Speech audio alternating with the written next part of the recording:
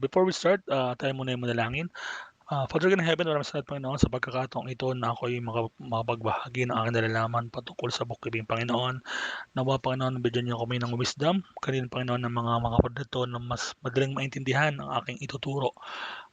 Yun lang po, pagpalain po ang bawat isa na nakikinig at na nakapanood ng video ito. In Jesus' name, Amen.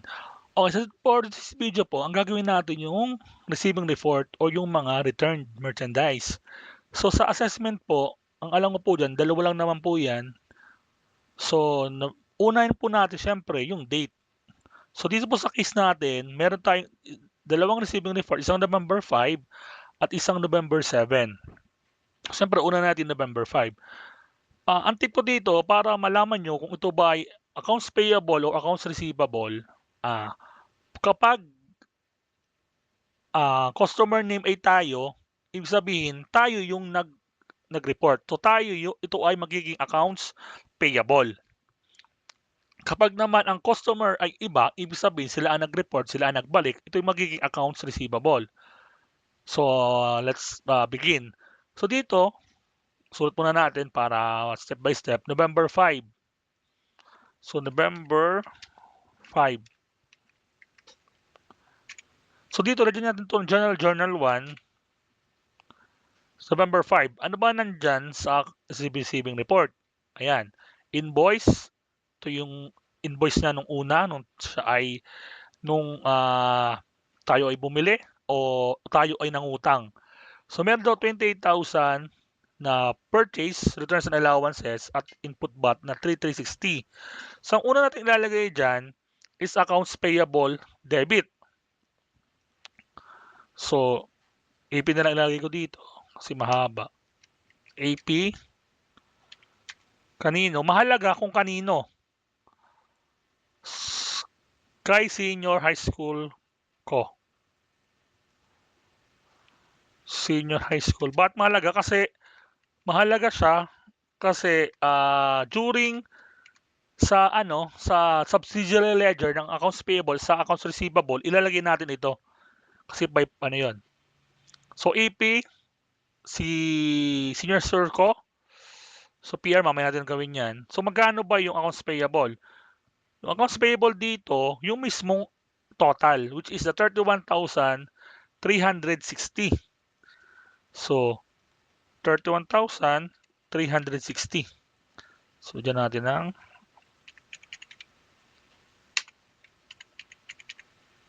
yan. So anong kapartner niya? Ano ba nakalagay dito? Yung 28,000 na invoice, ang tawag po dyan ay purchase credit po yan. So dapat po yan ay naka-indent. Hindi po pwedeng pantay sa debit. Tandaan nyo, pag credit, dapat like siya naka-indent o nakapasok. So ito ay purchase,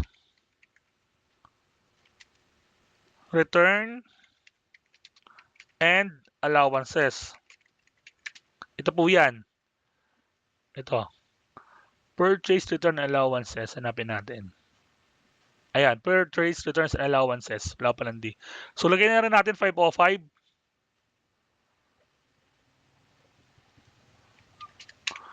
505. So magkano siya? 28,000. 28,000. Kung mapapansin nyo, di ba, ang accounts payable, ang kanyang normal balance, pag increasing, ay credit. Ba't siya naka-debit dito? Kasi nga, ibabalik natin yung kinuha natin. Ibig sabihin, mababawasan dapat yung pagkakautang natin. Kaya siya ay naka-debit. So magkano ang input VAT? 3,360. 3,360. Ayan. So lagyan na rin natin input VAT. Anong kanyang 115.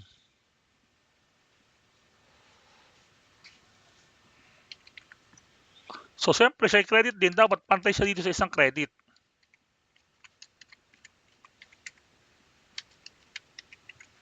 Yan. So anong na AP? 201. Ayan. So, pwede natin maglagay tayo dito ng explanation, returned damage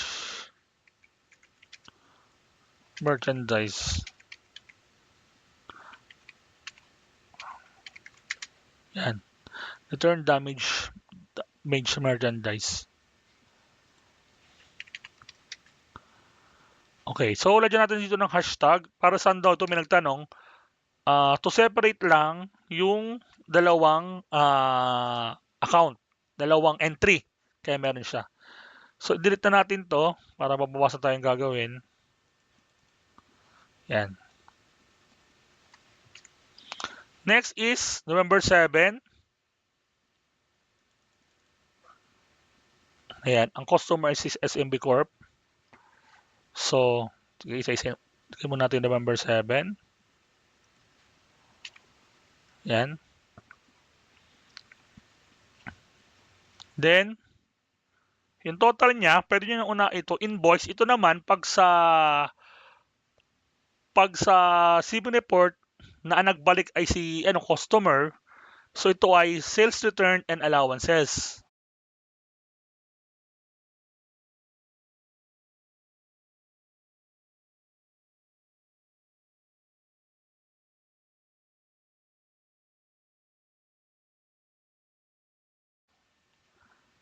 Yung 25,000, ito po yun. Sales returns and allowances. Ito po. Yan. Yan po yan. 405.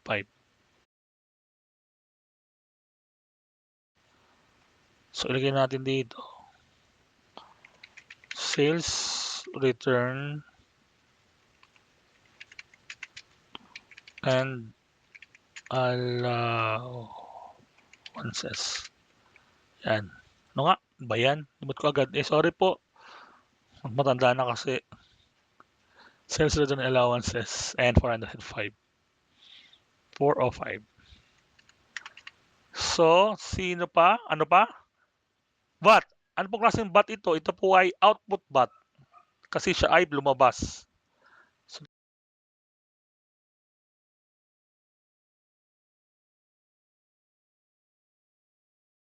dito po ay output VAT. Yan. Anong number niya? 225. Yan. So magkano? Tingnan natin.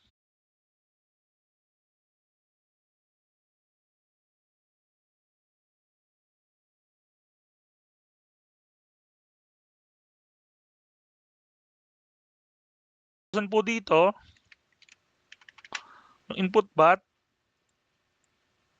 3,000. Output VAT 3,000. So ibig sabihin po, ang ating accounts receivable, sino po yun? Kanino? Kay SMB Corp. So mahalaga po ito. SMB Corp. Ay 28,000. Po yung total ay nang po yun. So ano number na is na AR? Accounts receivable. 105.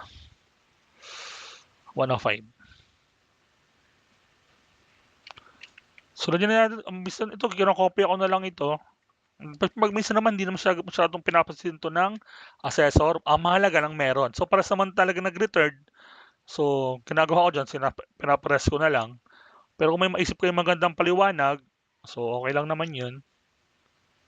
Pero sa akin, okay na yan. So yun lang yung receiving report o yung mga return merchandise. Kasi pag kayo nalilito, kung ano ba yung mauuna kasi sa assessment, hindi naman yan, sabi ko nga, same lang naman yon ng process. Iba lang yung amount saka yung company name. Mauna si AP kesa sa AR. Dalawa lang yun eh. Dalawa lang din naman sa assessment. Same lang yan. Isang accounts payable sa accounts receivable. para hindi kayo malito, lagi yung tatandaan, sa alphabet, nauuna ang P sa R, sa receivable. So, ibig sabihin, mauuna accounts payable, saka pa lang doon sa pangalawang entry ang accounts receivable. So, hindi nyo pwedeng gawin yung accounts receivable dito ay naka-debit. So, ganito yung sa assessment. Accounts payable, debit, purchase returns allowances, saka input bot credit. Kasi yan, ima-minus natin dun sa ledger. So, dito naman, ang debit, yung sales returns and allowances and output bot. Then yung credit dito, which is the accounts receivable, kasi ibabawas natin ito dun sa dapat na makukuha nating bayad. Kasi nga, bumalik yung product. Kaya siya ay credit. So, hindi siya pwede maging debit. Ito ay credit. So, tandaan nyo na lang, gantong-ganto yung sa assessment. Gantong-ganto siya. Iba lang yung amount, iba lang yung company name.